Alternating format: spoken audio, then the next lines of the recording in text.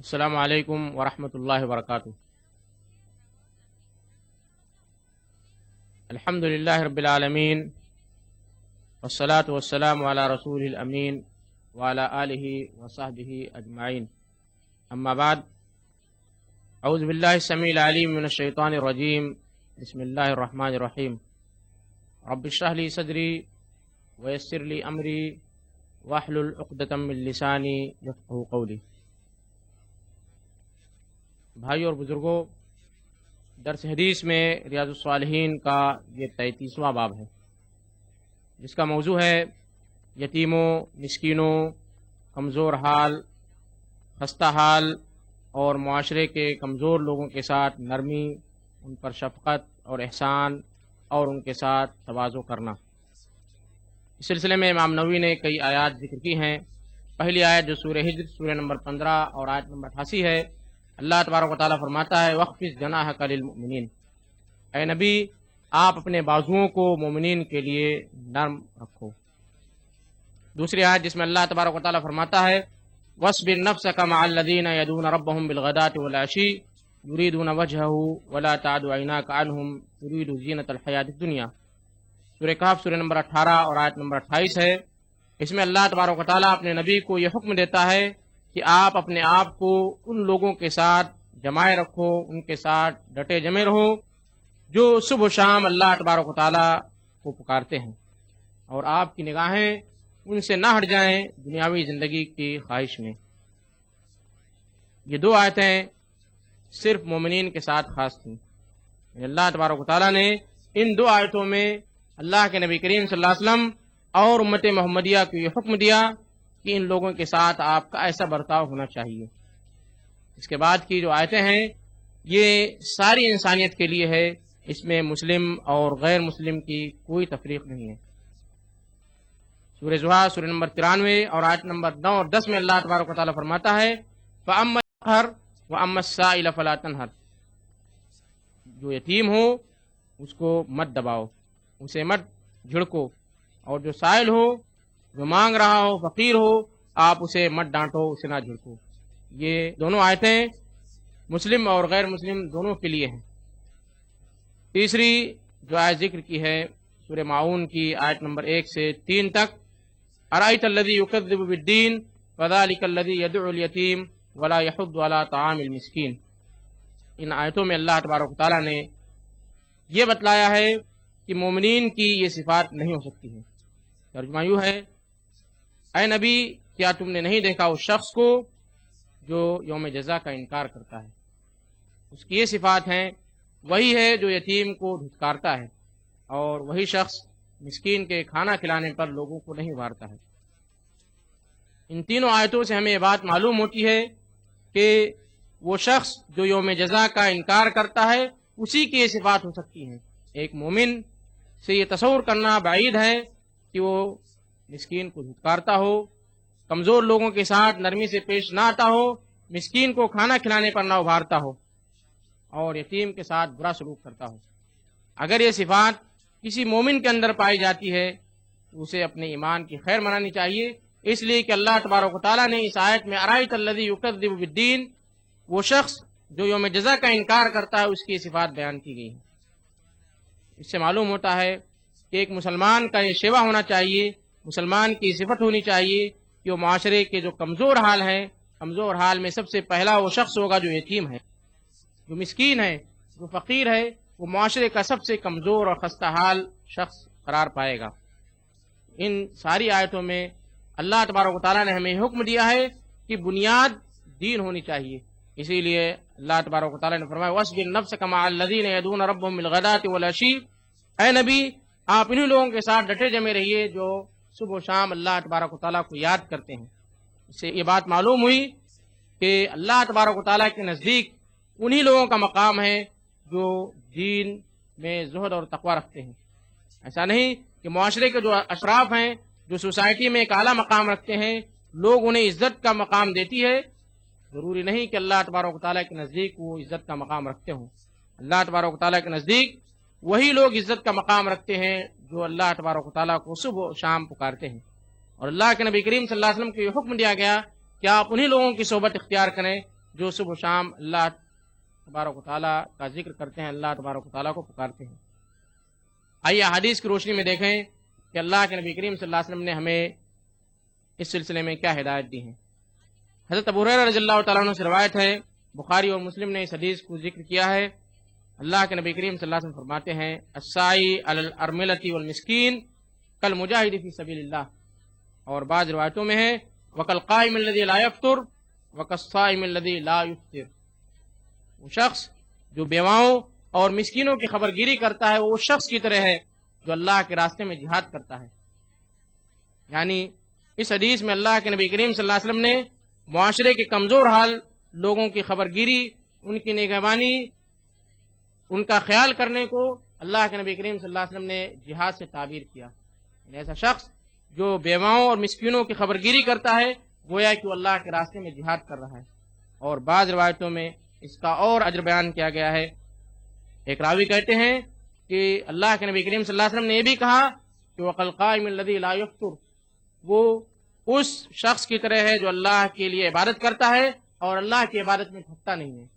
اور تیسرا اجر بیان کیا گیا وَقَالْصَائِمِ الَّذِي لَا يُفْطِرُ، اور شخص کا اجر ایسا ہی ہے جیسا کہ ایک روزے دار جو مسلسل روزے رکھ رہا ہے۔ یہ اجر بتایا گیا ان لوگوں کے لیے جو معاشرے کے کمزور اور خستہ حال بیواؤں اور مسکینوں اور یتیموں کا خیال رکھتے ہیں۔ اور آئیے ایک دوسری حدیث جو سعد بن ابی وقاص رضی اللہ تعالیٰ عنہ سے مروی ہے، وہ کہتے ہیں كنا مع النبی صلی اللہ علیہ وسلم 6 نفر فقال المشركون اطرد هؤلاء لا يشترون علينا وكنت انا وابن مسعود ورجل من هذيل ورجلان لست اسميهما وبلال، ووقع في نفس رسول الله صلى الله عليه وسلم ما شاء الله ان يقع فحدث نفسه فانزل الله تبارك وتعالى ولا تطرد الذين يدعون ربهم بالغداة والعشي يريدون وجهه۔ ابن مسعود کہتے ہیں کہ ہم اللہ کے نبی کریم صلی اللہ علیہ وسلم کے ساتھ 6 افراد کی شکل میں تھے، میں تھا، ابن مسعود تھے، اور قبیلہ حذیل کا ایک شخص تھا، حضرت بلال تھے، اور 2 اور صحابی تھے جن کا نام مجھے نہیں معلوم، ان کا نام مجھے یاد نہیں رہ گیا ہے۔ کفار مکہ نے کہا کہ آپ انہیں اپنے آس پاس سے بھگا دیجئے، اگر آپ انہیں اپنے قریب نہیں رکھیں گے تو ہم آپ کے قریب آئیں گے اور آپ کی دعوت کو سنیں گے۔ اللہ کے نبی کریم صلی اللہ علیہ وسلم نے یہ سوچا کہ اگر میں انہیں دور کر دیتا ہوں تو ہو سکتا ہے کہ اشراف مکہ کے جو شریف مانے جاتے ہیں وہ لوگ اسلام کی دعوت قبول کر لیں گے اور میرے قریب آئیں گے۔ اللہ کے نبی کریم صلی اللہ علیہ وسلم کے دل میں بات اتری، اس سے اسلام کا فائدہ ہوگا۔ اگر ہم ان کمزور حال اور خستہ حال لوگوں کو اپنے سے دور کر لوں گا تو ہو سکتا ہے کہ مکہ کے اشراف میرے قریب آئیں اور اسلام کی دعوت کو قبول کر لیں۔ اللہ کے نبی کریم صلی اللہ علیہ وسلم کے دل میں خیال پیدا ہوا، اللہ تبارک و تعالیٰ نے فوراً یہ تنبیہ نازل کی وَلَا تَطْرُدِ الَّذِينَ يَدْعُونَ رَبَّهُم بِالْغَدَاةِ وَالْعَشِيِّ يُرِيدُونَ وَجْهَهُ، اے نبی آپ ان لوگوں کو نہ دھتکاریے، ان لوگوں کو اپنے سے دور نہ رکھیے جو اللہ تبارک و تعالیٰ کو صبح و شام یاد کرتے ہیں۔ معلوم ہوا کہ اللہ کے نبی کریم صلی اللہ علیہ وسلم کو انہی لوگوں کی صحبت اختیار کرنے کا حکم دیا جو اللہ تبارک و تعالیٰ کو صبح و شام پکارتے ہیں، ان لوگوں کی نہیں جنہیں معاشرے میں، سوسائٹی میں ایک مقام حاصل ہے۔ اس لیے کہ اللہ تبارک و تعالیٰ کے نزدیک انہی لوگوں کا مقام ہے جو اللہ تبارک و تعالیٰ کی دین کے پابند ہیں، نہ کہ وہ لوگ جو معاشرے میں اونچا مقام رکھتے ہیں۔ اللہ تبارک و تعالیٰ سے دعا ہے کہ اللہ تبارک و تعالیٰ ہمیں معاشرے کے کمزور خستہ حال یتیموں، مسکینوں اور کمزور لوگوں کی نگہبانی اور خبرگیری کرنے کی توفیق عطا فرمائے، آمین۔ وآخر دعوانا الحمدللہ رب العالمین۔ اس سلسلے میں اگر کسی بھائی کو کوئی سوال کرنا ہو تو کر سکتے ہیں۔ السلام علیکم ورحمۃ اللہ وبرکاتہ۔ وعلیکم السلام ورحمۃ اللہ وبرکاتہ۔ آپ نے جو بھی حدیث پڑھی جس میں ذکر ہے کہ جو شخص بیواؤں اور مسکینوں یا یتیموں کی نگہبانی کرے تو اس کو اللہ کے راستے میں جہاد کرنے والے کے مقابلے کا ثواب ملتا ہے، یا ایک اور حدیث پڑھی اسی میں آگے کہ اس شخص کی مانند ثواب ملتا ہے جو ہمیشہ روزہ رکھتا ہے۔ سوال یہ ہے اس جملے میں کہ ہمیشہ روزہ رکھنا، مسلسل روزہ رکھنا شریعت میں پسندیدہ نہیں ہے، پھر آخر حضور اکرم صلی اللہ علیہ وسلم نے اس کا یہ ثواب بیان کر کے کس چیز کی طرف توجہ دلائی؟ भाई साहब ने बड़ा अच्छा सवाल किया। वो सवाल ये कि यतीमों और मिस्कीनों का ख्याल रखने वाला उस शख्स की तरह है, हदीस में कहा गया है वक़स्साइमिल्लज़ी ला युफ़्तिर, उस रोज़ेदार की तरह है जो इफ्तार नहीं करता है, यानी मुसलसल रोज़े रखता है। तो क्या मुसलसल रोज़े रखना, जिसे सौम विसाल कहा जाता है, यानी एक शख्स मुसलसल रोज़े रखे, ये जायज़ है या नाजायज़ है? यह हदीस में किस शख्स की मिसाल बयान की गई है? वो शख्स जो मुसलसल रोज़े रखता है या वो रोज़ा जो शरीयत इस्लामिया में साबित है? सबसे पहले मैं आपको जिक्र कर दूं कि अहादीस में या कुरान मजीद में जहाँ भी कोई हुक्म जिक्र किया जाए तो हर हदीस में सारे अहकाम इकट्ठा नहीं होते हैं। यानी इस हदीस में जो कहा गया वो साइमिल्लज़ी ला युफ़्तिर, उस रोजेदार की तरह जो इफ्तार नहीं करता, इसका यह मफहूम नहीं है कि कोई शख्स मुसलसल रोजे रखे। यानी शरीयत इस्लामिया में रोज़ा रखने की जो आखिरी हद बयान की गई है वो सौम दाऊद है, दाऊद अलैहिस्सलाम का रोज़ा है। दाऊद अलैहिस्सलाम एक दिन रोज़ा रखते थे, दूसरे दिन रोज़ा नहीं रखते थे, तीसरे दिन रोज़ा रखते थे, चौथे दिन रोज़ा नहीं रखते थे। इससे ज़्यादा की इजाज़त नहीं दी गई है। और वो शख्स जो यतीमों और मिस्कीनों की खबरगिरी करता है, उसकी मिसाल ऐसी होगी जो शरीयत इस्लामिया के मुताबिक रोज़ा रखता हो। ऐसा नहीं कि इस हदीस से हमें इस बात की इजाज़त मिलती है कि हम मुसलसल रोज़ा रखें, इसलिए कि दीगर अहादीस से सौम विसाल को नाजायज़ करार दिया गया है। यानी मुसलसल रोज़ा रखना, कोई शख्स पूरे महीने रोज़ा रखे, दूसरे महीने रोज़ा रखे, पूरी ज़िंदगी रोज़ा रखे, शरीयत इस्लामिया में इसकी इजाज़त नहीं है। तो इस हदीस में जो जिक्र है वो सही रोज़ादार की है। साथ ही साथ ये भी सवाल पैदा हो सकता है, बाज़ अहबाब ये भी शुबा पैदा करते हैं कि अगर कोई शख्स सिर्फ यतीमों और मिस्कीनों की खबरगिरी करे, नमाज ना पढ़े, रोज़ा ना रखे, तो उसे यतीमों की खबरगिरी करने की वजह से सवाब मिलता रहेगा। हदीस में कहा गया है कि कल मुजाहिद फी सबीलिल्लाह, जो यतीमों और बेवाओं की खबरगिरी करता है वो अल्लाह के रास्ते में जिहाद करने वाले की तरह, इसलिए हम जिहाद में नहीं जाएंगे। वो शख्स उस शख्स की तरह है जो मुसलसल इबादत करता है और इबादत करते हुए नहीं थकता है, इसलिए हम इबादत नहीं करेंगे, हम सिर्फ यतीमों और मिस्कीनों की खबरगिरी करेंगे। और वो भी इस हदीस से दलील लेता है और अपने आप को खुशफहमी में रखता है कि हम इस्लाम के सारे अहकाम पर अमल करते हैं और कर रहे हैं। उससे सबसे पहले यह बतलाया जाएगा कि आप पर चंद चीज़ें वाजिब हैं, चंद चीज़ें वाजिब हैं, आपका उन्हें अदा करना ज़रूरी है। आप इस बहाने से ये नहीं कह सकते हैं कि हम यतीमों और मिस्कीनों की खबरगिरी करते हैं और अल्लाह के नबी करीम सल्लल्लाहु अलैहि वसल्लम ने उसकी बशारत दी है इसलिए हमें उसका सवाब मिलता है। आपको हम उसकी एक दूसरी मिसाल देते हैं कि आप किसी कंपनी में मुलाजमत के लिए जाएं और कंपनी वाले से ये कहें कि हम आपके यहाँ ड्यूटी नहीं करेंगे, सिर्फ हम ओवर टाइम करेंगे। यानी आपके यहाँ जो ड्यूटी टाइम है 8 घंटे का, और 8 घंटे के बाद जो ओवर टाइम होता है उसे उसका अज्र ज़्यादा मिलता है, उसकी सैलरी ज़्यादा मिलती है, कहीं 1.5 गुना, कहीं डबल सैलरी मिलती है। तो हम आपके यहाँ ड्यूटी नहीं करेंगे, हम सिर्फ ओवर टाइम करेंगे। तो क्या कोई भी कंपनी वाला अपने किसी मुलाजिम को सिर्फ ओवर टाइम के लिए रख सकता है? इसी तरह अल्लाह तबारक व तआला के यहाँ भी निज़ाम है, आप पर जो ड्यूटी है, जो फ़र्ज है, आप उसे अदा करते रहेंगे तो आपको ओवर टाइम मिलेगा। आप अगर फ़र्ज नमाज अदा कर रहे हैं, मिस्कीनों, बेवाओं और यतीमों की खबरगिरी कर रहे हैं, तो आपको ओवर टाइम मिलेगा, आपको उसका सवाब मिलेगा। अगर आप सिर्फ यतीमों और बेवाओं की खबरगिरी कर रहे हैं और आपकी नमाज गायब है, रोज़ा गायब है, तो आपको उसका सवाब नहीं मिलेगा। तो कहीं मेरे कोई भाई इस हदीस से अपने आप को खुशफहमी में मुब्तला कर लें कि हमने एक इदारा खोल रखा है जिसमें बेवाओं और यतीमों का ख्याल रखा जाता है, एक ऑर्गेनाइजेशन हमारी चल रही है, हम इस तंजीम के तहत 1000 यतीमों की कफालत कर रहे हैं और 1000 बेवाओं की हम कफालत कर रहे हैं। हमें रोज़े और नमाज से कोई मतलब नहीं है, इसलिए कि इसी तंजीम की वजह से अल्लाह तबारक व तआला हमें जन्नत में दाखिल कर देगा। और हदीस की रोशनी में हदीस भी दलील में पेश कर रहा है, और एक है कि सही हदीस है बुखारी और मुस्लिम की कि वो शख्स जो बेवाओं और यतीमों की खबरगिरी करता है वो रोज़ेदार की तरह, नमाज पढ़ने वाले की तरह है, मुजाहिद है, तो उसकी दलील सही नहीं होगी। अल्लाह तबारक व तआला से दुआ है कि अल्लाह तबारक व तआला हमें दीन की सही समझ अता फरमाए। आमीन। वाखिर दावाना अल्हम्दुलिल्लाह रब्बिल आलमीन।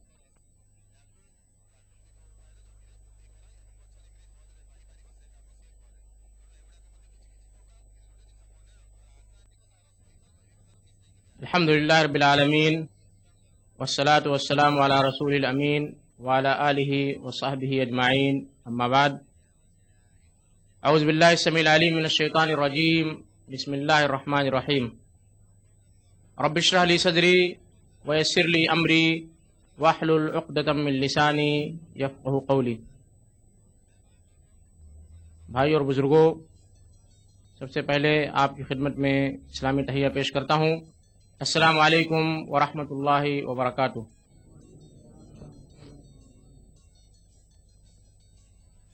दर्स हदीस में रियाज़ुस्सालिहीन का ये 34वां बाब है, जिसका मौजू है औरतों के साथ भलाई करने का बयान। इस सिलसिले में इमाम नववी ने 2 आयतों का जिक्र किया है। पहली आयत सूरह निसा सूरह नंबर 4 और आयत नंबर 19 है। अल्लाह तबारक व तआला फरमाता है वआशिरूहुन्ना बिल मारूफ फ़इन करिहतुमूहुन्ना फ़असा अन तकरहू शैअन व यजअलल्लाहु फ़ीही खैरन कसीरा। इस आयत का तर्जुमा यूँ है, और औरतों के साथ भलाई के साथ मिलजुल कर रहो, अच्छी तरह पेश आओ। अगर उनकी कोई चीज़ तुम्हें नापसंद हो तो हो सकता है कि तुम कुछ चीज़ों को नापसंद करते हो, लेकिन अल्लाह तबारक व तआला ने उसमें भलाई रखी है। और दूसरी आयत जो सूरह निसा ही की है, सूरह नंबर 4 और आयत नंबर 129, अल्लाह तबारक व तआला फरमाता है वलन तस्ततीउ अन तअदिलू बैनन निसाई वलौ हरस्तुम फला तमीलू कुल्लल मैली फतज़रूहा कल मुअल्लक़ा व इन तुस्लिहू व तत्तक़ू फ़इन्नल्लाह कान गफ़ूरर रहीमा। तुम हरगिज़ औरतों के दरमियान बराबरी का मामला नहीं कर सकोगे, अगरचे कि तुम उसकी शदीद ख्वाहिश रखते हो, अगरचे कि तुम उसके बारे में फिक्रमंद हो, तो तुम ऐसा ना करो कि किसी एक औरत की तरफ मुकम्मल मैलान रखो और दूसरी को लटकी हुई छोड़ दो। और अगर तुम इस्लाह से काम लोगे, अल्लाह का तक़वा इख्तियार करोगे, तो यकीनन अल्लाह तबारक व तआला बख्शने वाला और मेहरबान है। इन 2 आयतों में अल्लाह तबारक व तआला ने हमें औरतों के साथ पेश आने का तरीक़ा सिखलाया है। पहली आयत उस शख्स से मुताल्लिक़ है जो शख्स एक बीवी का शौहर है। अल्लाह तबारक व तआला ने उसे ये हुक्म दिया वआशिरूहुन्ना बिल मारूफ, दस्तूर के मुताबिक अच्छे और भले तरीके से उसके साथ पेश आओ।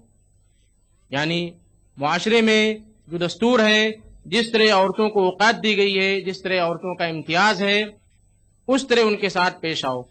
और आगे हदीस में अल्लाह के नबी करीम सल्लल्लाहु अलैहि वसल्लम ने मुख्तलिफ शक्लें बयान की हैं कि किस तरह लोग औरतों को जलील और रुस्वा किया करते थे, और अल्लाह के नबी करीम सल्लल्लाहु अलैहि वसल्लम ने ऐसा करने से मना फरमाया है। और आगे ये भी बतलाया कि अगर औरतों के अंदर तुम्हें कोई चीज़ नापसंद नजर आए, कुछ चीज़ें अगर तुम्हें नापसंद आए, तो तुम उसके बारे में फिक्रमंद मत हो, इसलिए कि हो सकता है अल्लाह तबारक व तआला ने उसमें दूसरी बहुत सारी भलाइयाँ रख दी हों। और दूसरी आयत उन लोगों के लिए है जो एक से ज़ायद बीवियाँ रखते हैं और अल्लाह तबारक व तआला का तक़वा भी रखते हैं, खौफ भी रखते हैं। अल्लाह तबारक व तआला उन्हें इस बात की इजाज़त देता है और कहता है कि एक मोमिन, एक मुसलमान और एक इंसान होने के नाते हो सकता है कि वो सारे बीवियों के दरमियान दिली मामले में अदल व इंसाफ कायम नहीं कर सकता है। और अल्लाह तबारक व तआला ने वाज़ेह अल्फाज में फरमाया वलौ हरस्तुम, अगर तुम हरीस हो, अगर तुम इस बात के ख्वाहिशमंद हो और तुम्हारा इरादा हो, उसके बावजूद भी तुम बीवियों के दरमियान दिली मामले में अदल नहीं कर सकोगे। लेकिन अल्लाह तबारक व तआला ने आगे फरमाया फला तमीलू कुल्लल मैल, ऐसा ना हो कि बीवियों के दरमियान अदल व इंसाफ ना करने की सूरत में तुम दूसरी बीवी की तरफ मुकम्मल मैलान रख लो और पहली बीवी को लटकी हुई छोड़ दो।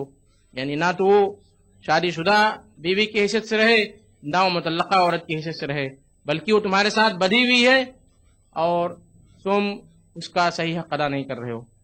और अल्लाह तबारक व तआला ने आगे फरमाया व इन तुस्लिहू व तत्तक़ू, अगर तुम इस्लाह करो, मामले को समझो और अल्लाह तबारक व तआला का तक़वा इख्तियार करो, तो इस दिली मोहब्बत के मामले में अल्लाह तबारक व तआला तुम्हारी बख्शिश करेगा। और अल्लाह तबारक व तआला बख्शने वाला और मेहरबान है। यानी इस आयत से हमें ये बात मालूम होती है, जैसा कि अल्लाह के नबी करीम सल्लल्लाहु अलैहि वसल्लम की हदीस है, अल्लाह के नबी करीम सल्लल्लाहु अलैहि वसल्लम फरमाते थे अल्लाहुम्मा हाज़ा क़स्मी फ़ीमा अमलिक फला तलुमनी फ़ीमा तमलिक वला अमलिक, نبی کریم صلی اللہ علیہ وسلم فرماتے ہیں کہ اللہ یہ میری تقسیم ہے. اللہ کے نبی کریم صلی اللہ علیہ وسلم نے بیویوں کی باریاں تقسیم کر رکھی تھی. ایک دن ایک بیوی کی باری ہوتی تھی اور اللہ کے نبی کریم صلی اللہ علیہ وسلم کہتے تھے اللہ یہ میری تقسیم ہے، اس کا مجھے اختیار ہے، اور جس چیز کا مجھے اختیار نہیں ہے اے اللہ تو مجھے اس میں میری باز پوچھ نہ کرنا. یعنی دلی محبت اور دلی جو میلان ہوگا وہ اس کا مالک اللہ تبارک و تعالیٰ ہے، اور اس کے بارے میں اللہ تبارک و تعالیٰ کسی انسان سے باز پوچھ نہیں کرے گا. آئیے احادیث کی روشنی میں عورتوں کے ساتھ کس طرح پیش آیا جائے اس کا ملاحظہ فرمائے.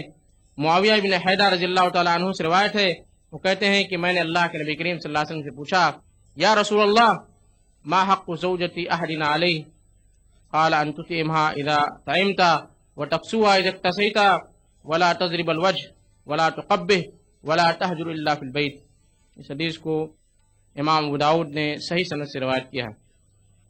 معاویہ بن حیدر نے اللہ کے نبی کریم صلی اللہ علیہ وسلم سے پوچھا اے اللہ کے رسول ہم میں سے ہر ایک کا بیوی پر کیا حق ہوتا ہے؟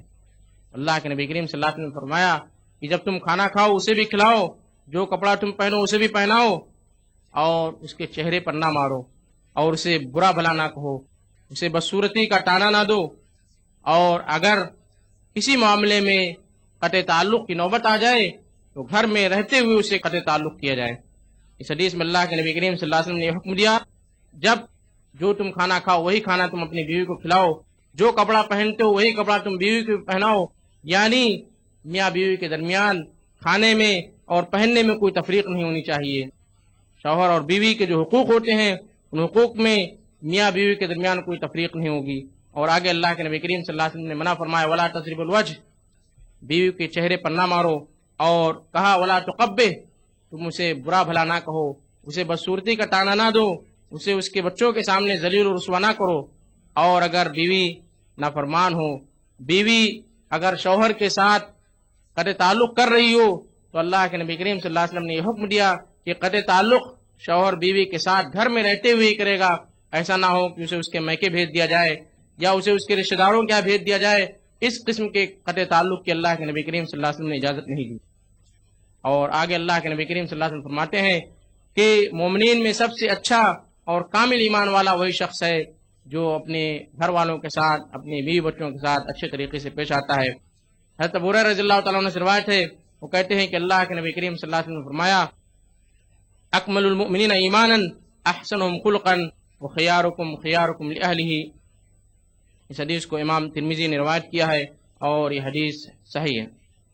اس حدیث کا مفہوم یہ ہے کہ تم میں کامل مومن وہ ہے جو اچھے اخلاق والا ہے، اور تم میں سب سے بہترین وہ شخص ہے جو اپنی بیویوں کے حق میں بہترین ہو. اور ایک دوسری حدیث ہے جسے امام ترمذی نے روایت کیا ہے، اگرچہ کہ امام نووی نے اس کا ذکر نہیں کیا ہے. اس میں اللہ کے نبی کریم صلی اللہ علیہ وسلم فرماتے ہیں خیرکم خیرکم لأہلہ وانا خیرکم لأہلی. تم میں بہترین وہ شخص ہے جو اپنے گھر والوں کے لیے بہترین ہو، اپنے بال بچوں کے لیے، اپنی بیوی کے لیے، اپنے رشتہ داروں کے حق میں جو سب سے بہتر ہو وہ تم میں سب سے بہتر ہے. اور اللہ کے نبی کریم صلی اللہ علیہ وسلم خود فرماتے ہیں وانا خیرکم لأہلی، اور میں جو امت مسلمہ کے لیے نمونہ ہے، اللہ کے نبی کریم صلی اللہ علیہ وسلم خود اپنے بارے میں کہتے ہیں کہ میں اپنے گھر والوں کے لیے سب سے بہترین شخص ہوں. اس سے معلوم ہوتا ہے کہ ایمان کا تقاضا ہے کہ عورتوں کے ساتھ اچھے سلوک سے پیش آیا جائے، عورتوں کے ساتھ حسن معاشرت رکھی جائے، عورتوں کے ساتھ بھلائی سے پیش آیا جائے. اگر کوئی شخص اپنے گھر میں اپنے بیوی بچوں کے ساتھ اچھے طریقے سے پیش نہیں آتا ہے تو اس حدیث کے مطابق جس میں اللہ کے نبی کریم صلی اللہ علیہ وسلم نے فرمایا اکمل المومنین، اس کے ایمان میں نقص پایا جاتا ہے. اللہ تبارک و تعالیٰ سے دعا ہے کہ اللہ تبارک و تعالیٰ ہمیں اپنے گھر والوں کے ساتھ اچھے سلوک سے پیش آنے کی توفیق عطا فرمائے. آمین. وآخر دعوانا ان الحمدللہ رب العالمین. اس سلسلے میں اگر کسی بھائی کو کوئی سوال کرنا ہو تو کر سکتے ہیں.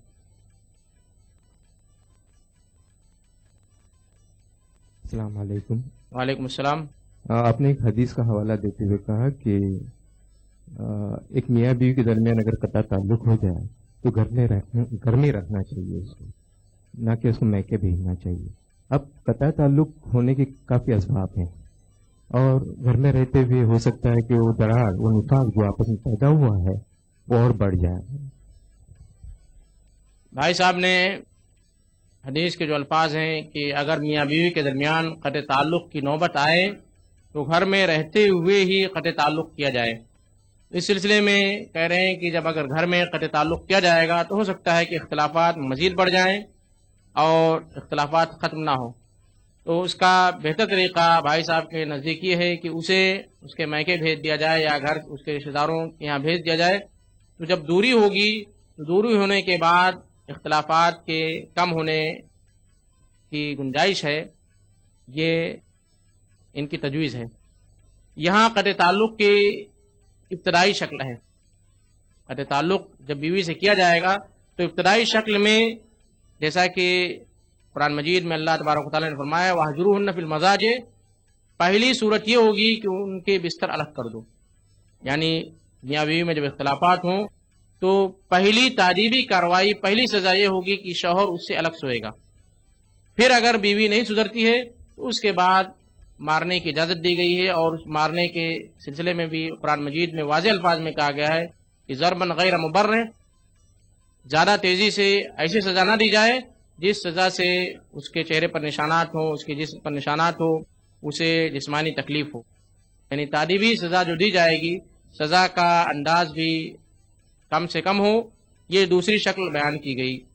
اور حدیث میں گھر میں قطع تعلق کا جو حکم دیا گیا ہے وہ ابتدائی شکل میں ہے، یعنی اگر معمولی اختلاف ہو تو ایسی صورت میں قطع تعلق کی ابتدائی شکل یہ ہوگی کہ گھر میں رہتے ہوئے ہی اس کا بستر الگ کر دیا جائے، اسے قطع کلام کیا جائے۔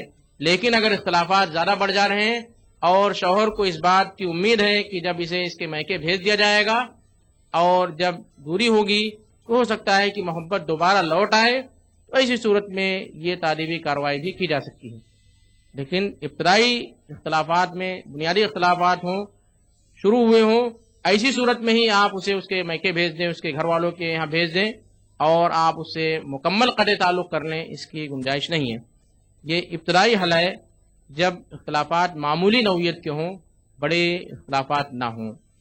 بعض مواقع میں دیکھا گیا ہے کہ اختلافات ہونے کی صورت میں اگر اس کو اس کے میکے بھیج دیا جائے تو دوری کی وجہ سے پھر محبت پیدا ہوتی ہے اور اس اختلافات کو دور کیا جا سکتا ہے۔ ایسی صورت میں آپ اس حل کو بھی اپنا سکتے ہیں۔ وقت ختم ہو چکا ہے۔ اللہ تبارک و تعالیٰ سے دعا ہے کہ اللہ تبارک و تعالیٰ ہمیں دین کی صحیح سمجھ عطا فرمائے اور ہمیں اپنے گھر والوں کے ساتھ اچھے طریقے سے پیش آنے کی توفیق عطا فرمائے۔ آمین۔ وآخر دعوانا ان الحمد للہ رب العالمین۔